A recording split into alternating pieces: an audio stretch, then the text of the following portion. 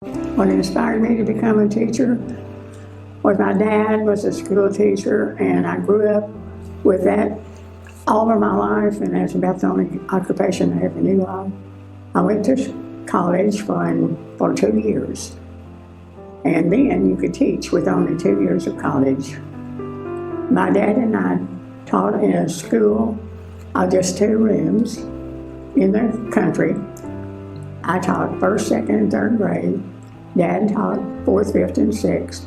I had no special training, no practice teaching. And so my dad helped me to get organized, gave me a lot of good advice. He was my mentor. So I went from teaching a split class of second and third graders to teaching in a homeroom with fourth grade students in all the subjects.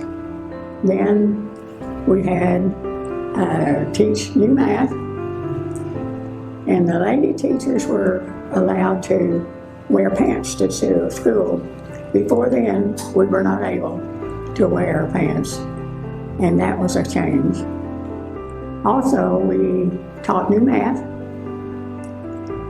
We started turning in lesson plans on Friday for the week that was from next week.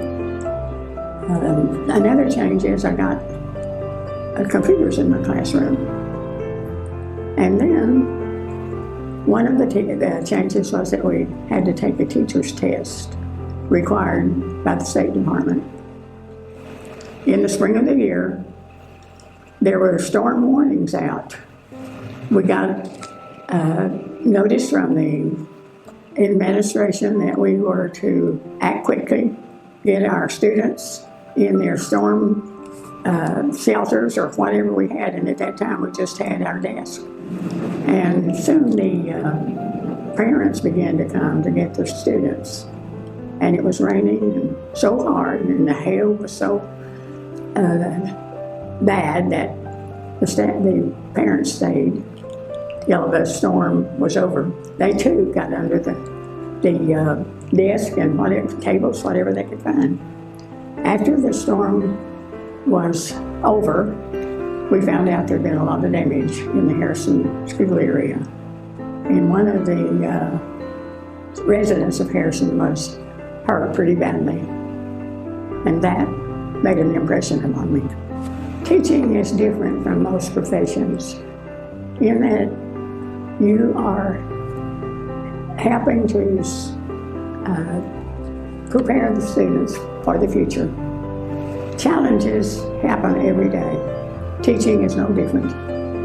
When I was faced with this challenge, I worked through it as well as I could, gave it my best. At the beginning of the school year, I set goals for my students, and I worked hard to get them to reach those goals that I had set for them. Several of my students, or some of them, became doctors, nurses, educators, ministers, and one boy that I would like to say, he became a truck driver. He traveled all over the United States, and up until just a few years ago, he would call me every little bit, and he'd want to know how I was doing, how my family was doing, and a little bit about his personal life. He was always very complimentary and told me what an impact that I had had upon his life. I believe that there is a principle also that I would like to say something about. One that stood out in my mind was Irma Adair. Irma was my principal at Eagle Heights, also at Skyline Heights. She cared for her teachers and her students, was always very professional. She not only was an educator, but she worked in her church and in her community. I'd like to say, too, that she had a little bit of a personal interest in you. Irma always wore nice jewelry, and she knew I liked jewelry. We had a little mailbox in the principal's office, and we always checked that office, that mailbox before we went to school in the classroom. Every once in a while, Irma would leave a little bit of her jewelry in my mailbox. I have a piece on it today. I want to be remembered as one who enjoyed teaching, did my very best, worked hard, and that I don't realize I made many mistakes.